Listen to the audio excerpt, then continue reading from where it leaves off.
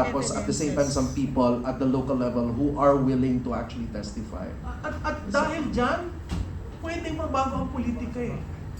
Yung sinasabi nila, oh, Malu, parati naman yan nananalo, oh, dynastic, pero pag ang taong bayan ng kumilos, dito sa effort na to, sila rin yung maghahanap ng leader nila. Yeah. Maganda. At least yung leader medyo matatakot, di ba? Na yung mga tao may ginagawa na. Gising. So ganun ang power natin, di ba? Hindi lang hanggang rally, hindi lang pakita yung galit, but also yung power na meron, pwede nating i-document lahat against sa figures na sinabi, magkano ang napuntang insertion or project na ganito, tapos meron ba talaga kasi may mga geotagging naman. Tapos at your level, pwedeng magkolekta ng evidence, tapos mag-file kayo ng ethics complaint against your congressman kung may nakita kayong mga anomalies. Yun po ang power ng taong bayan, and I think that's going to be very powerful if we scale that in all the districts. Kasi this time around, di ba, you don't need a lot of resources kasi hindi naman national, isang buong body, tapos national ang investigate mo. Isang district nyo lang naman. Okay? So, kaya nga kinocongratulate ko yung grupo na yon. Tapos ngayon daw, they're beginning to ask others na medyo kumakalat na sila, silently. Sorry ha, sinabi ko rito. But anyway, I asked permission to share kung Sir, ano. alam mo, nakakatawa dyan. At saka, pabor sa ating mga Pilipino. Because of what's happening now, yung mga nakapwesto, nagkampi-kampi, some of them, most of them, konti lang pa rin nanindigan. Baka dumating ang pagkakataon at panahon, pagdating ng panahon, kumonti yung tatakbo. Konti na lang. Kasi, bulilyaso na lahat ng plano na patuloy, dekada nang nangyayari pa ulit-ulit sa ating bayan. At saka, mag-iingat na yan. Alam nila, identified na sila eh, na gano'n ang practice. You run, you spend money, pero pag nakaupo ka, times 1,000. Hindi lang. Di ba? Bilyonaryo pa.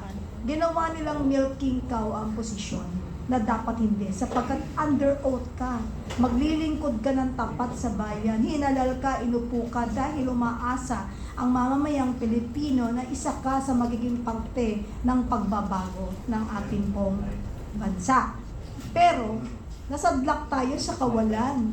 Kasi nga, ulitin ko yung sinabi ko, salitang kalye, nangakuan ka na, gusto mo pang matupad, spoiled brat ka. Di ba? So, hindi tayo spoiled brat. Tayo ay sanay magdildil ng asin pero may nakatagong pork chop sa ilalim. Ibig sabihin, hindi po uto-uto ang Pilipino. Kaya ngayon, kailangan mag-isip tayong mabuti. Napasimulan natin to eh. And it's an eye-opener to all Filipinos. Sandali, nagkakalokohan na tayo. Ayan na naman, ang ganda na naman ng pangako. Ayan na naman, nililihis na naman ang usapan. Iba na naman ang kwento. Tuwing merong sinususugan ng taong bayan at malapit nang lumabas ang katotohanan, may mangyayari na naman, may isa na namang pag-uusapan. Laging di ba? Laging merong pasabog, may nangyari dito, may gano'n. Nakakalimutan na natin ang ating pinagmamalaking Mayon volcano na pumutok. Dapat yun ang dapat na inaano natin. Yung Mayon volcano pumutok. Dapat yun na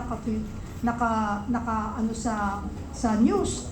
Pero magtaka ka, may ibang issue na naman. Nag-file ng kaso si ganito, nagreklamo dahil may pagbabanta. Sa atin hindi pagbabanta, nangyayari na sa ating bayan. Nangyayari na sa ating bayan, yung parang gusto nila tayong busalan at hawakan sa leeg na kung anong gusto nila, yun na masusunod. And the fact that nakita naman po ninyo sa kataas-taasang hukuman or the Supreme Court, meron doon isang babaeng may timbangan, nakapiring. Tanggalin natin ang piring, baka tinahina nila yung mata para wala nang nakita. Kasi, pati yun, they are, di ba, yung term na ginagamit nila is bending the law.